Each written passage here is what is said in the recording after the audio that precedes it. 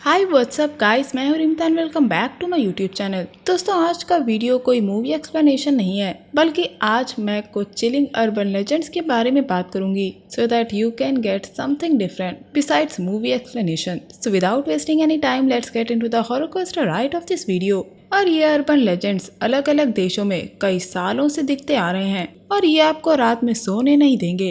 पहली है बैंशी। बैंशी को आयरिश की पौराणिक कथाओं में एक भयानक फीमेल स्पिरिट के रूप में देखा जाता है। अगर हम 8वीं शताब्दी में जाएं तो आयरिश फोकलोर ट्रेडिशन में बैंशी को एक औरत की आत्मा या भूत बताया गया है जो कभी जिंदा थी। ये दो लोगों के रूप में दिखाई देती है। कुछ लोगों का कहना है कि बैंशी लंबी पतली सुंदर औरत की तरह दिखती है, तो वहीं कुछ का मानना है कि वो एक बूढ़ी महिला है जिसके गंदे सड़े हुए दांत हैं और लंबे नाखून हैं। बैंशी के लंबे हवा में उड़ते हुए बाल हैं। ये अक्सर सफेद कपड़े पहने दिखती है।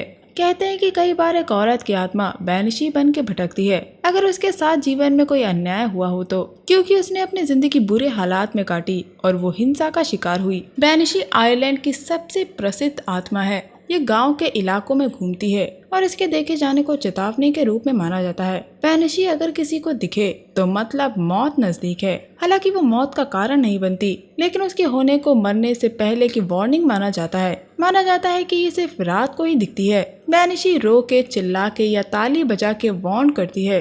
इसका चिल्लाना इतना तेज होता है कि इसकी आवाज कई किलोमीटर दूर से सुनी जा सकती है। पुराने आयरिश वर्ड बैंशी का मतलब है फेरी वुमेन, यानी जो औरत परी की तरह हो, लेकिन एक्सपर्ट का मानना है कि बैंशी का मतलब है दूसरी दुनिया। तो दरअसल इसका मतलब होता है दूसरी दुनिया की औरत। एंशिएंट गैलिक के मुताबिक जिनका सरनेम ओ, मैक या मैक से स्टार्ट होता है, ये सिर्फ उनको ही दिखती है। वहीं दूसरी तरफ कहा जाता है कि बैंशी अमीर घरों को डिवोटेड है। उसे परिवार के पूर्वज कहा जाता है और ये इन फैमिलीज के सर्वेंट को दिखती है और उन्हें मौत का पूर्वाभास होगा। दूसरी भाषा में बैंशी उस परिवार की रक्षक है और उस प्रॉपर्टी की भी। अगर आपका कोई पुश्तैनी घर अभी भी खड़ा है तो भले ही वो खंडहर क्यों न बन चुका हो, तो भी बैंशी दिखाई देगी। दूसरी कहानियों से पता लगता है कि बैंशी इस दुनिया में तब दिखती है जब किसी जवान औरत की मौत हो जाती है। बैंशी हमेशा दर्द से भरी होती है। जैसे जैसे वक्त बीतता है उसकी आंखें लाल आग जैसी हो जाती हैं। 1437 में बैंशी किंग जेम्स को पहली बार दिखाई दी थी। वो उनको आगाह करने आई थी कि उनकी मौत नजदीक है। एंशिएंट सेलिक में ये कहानी कॉमन है। जिन औरतों के पास ये गिफ्ट होता है कि उन्हें पहले से आभास हो जाता है, उन्हें बैंशी कहा जाता है। 16वीं शताब्दी से 17वीं शताब्दी के आते आते बैंशी की ये कहानियां गुम हो गईं, क्योंकि उस दौर में इंग्लिशमैन आयरलैंड आके बस गए और ब्रिटिश की गवर्नमेंट ने वहां एक जमीन जब्त कर ली। जैसे जैसे मिडिल एजेस में क्रिश्चियनिटी बढ़ने लगी, बैंशी की कहानी में बिलीव करने वालों में चेंजेस आने लगे और इसको एक पीड़ित आत्मा के तौर पे देखा जाने लगा जो कब्रिस्तान और खंडहर हो चुके किलों में भटकती है। अगला है ला सिग्वापा। ला सिग्वापा लेजेंड डोमिनिकन रिपब्लिक में सबसे प्रसिद्ध में से एक है। इसे आमतौर पे इंसानी महिला के रूप में बताया गया है। ला सिग्वापा छोटी जंगली महिला है जो पहाड़ी इलाके में रहती है, जो कि अंधेरे में घात लगाए छुपी रहती है और अकेले पुरुषों को पकड़ने के लिए इंतजार करती है। ला सिग्वापा के बहुत लंबे बाल होते हैं जो इसके पतले शरीर और पीछे के पैरों को कवर करते हैं। ये सबसे पहले 1866 में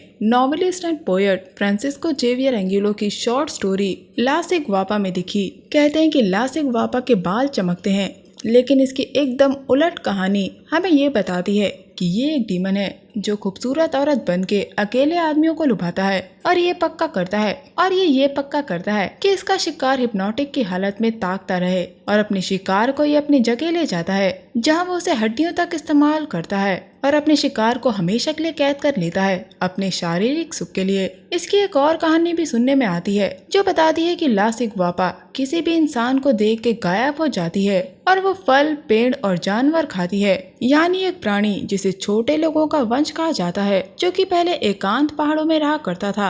इसके बाद आता है विंडिगो। विशाल आकार और गति की वजह से विंडिगो राक्षस नेटिव अमेरिका में देखने के लिए मिलता है। ये सबसे बदनाम मांस खाने वाले राक्षस विंडिगो की कहानी हमें नेटिव अमेरिका के spiritual beliefs and social value के बारे में सिखाती है, जो है सर्दियों का अवतार, भूख का प्रतीक और स्वार्थ की पहचान। और फिर आता है नरभक्षी विंडिको लेजेंड। विंडिको लेजेंड का जन्म स्थानीय लोगों से हुआ जो एल्गोनकियन लैंग्वेज की फैमिली से बिलोंग करते थे। वह कहते थे कि ये एक विशाल मानव नरभक्षी है जो कि अविश्वसनीय रूप से तेज गति से आगे बढ़ सकता है और इसका अपीयरेंस काफी लंबा है। इसके तेज धारदार दांत और पंजे हैं। विंडिगो का दिल बर्फ से बनता है। इसके बावजूद ये इंसानी मांस के लिए असामान्य भूख में डूबा रहता है। ये चीखता है और पेड़ की चोटी के पार दौड़ सकता है और इसके होने का पता इसके शरीर से आने वाली सड़ने की बदबू या फिर अचानक बर्फीले तूफान से लगाया जा सकता है। लगभग सभी विंडिगो इंसानी रूप से शुरू होते हैं और एक बार विंडिगो में बदल जाने पे इनका कोई जेंडर नहीं होता। ये माना जाता है कि आप शारीरिक रूप से बदले बिना भी विंडिगो बन सकते हैं। कुछ ग्रुप्स का मानना है कि ये आध्यात्मिक असंतुलन के कारण होता है। विंडिगो के लिए 37 से ज्यादा नाम हैं, जो कि W से शुरू होते हैं। हमें ये भी पता चलता है कि विंडिगो सर्दी और बर्फानी तूफान में यात्रा कर सकता है। विंडिगो उन लोगों का शिकार करता है जो अपने ग्रुप से अलग हो गए हों या जो अपने घर की सेफ्टी छोड़ देते हैं। विंडिगो के बारे में पहली बार 17वीं शताब्दी में लिखा गया था, जब यूरोपियंस ने फर खरीदना और बेचना शुरू किया था। विंडिगो को उल्लू या नरभक्षी भी कहा जा सकता है। अगला है गोलेम। गोलेम यहूदी लोक कथाओं में एक मानव रूपी प्राणी है जो पूरी तरह से नॉन लिविंग मैटर से बनाया गया है। गोलेम को कैसे जीवन में लाया गया और बाद में नियंत्रण किया गया, इस पर कई अलग अलग किस्से हैं। प्राग में कहते हैं कि चमकदार आंखों और अलौकिक शक्तियों वाला ये यहूदी विशालकाय गोलेम एक बार फिर से ओल्ड न्यू सिनेगॉग में छुपा हुआ है।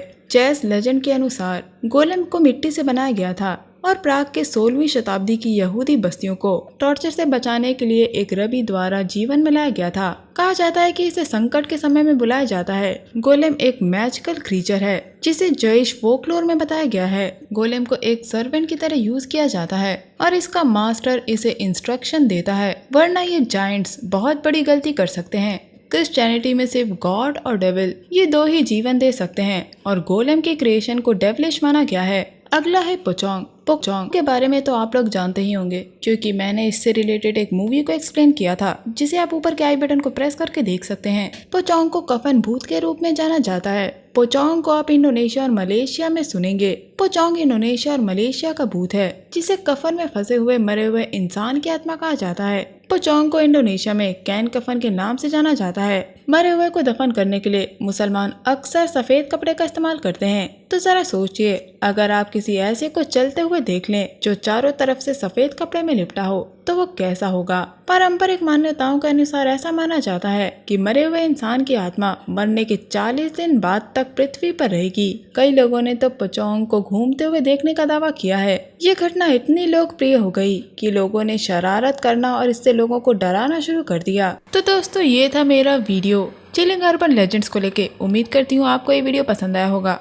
अगर आपको ये वीडियो पसंद आया है तो मेरे चैनल को लाइक, शेयर और सब्सक्राइब जरूर करिएगा। मैं मिलूंगी आपसे अगली वीडियो में, तब तक के लिए अपना बहुत ख्याल रखिए। Stay safe, keep hunting, lots of love.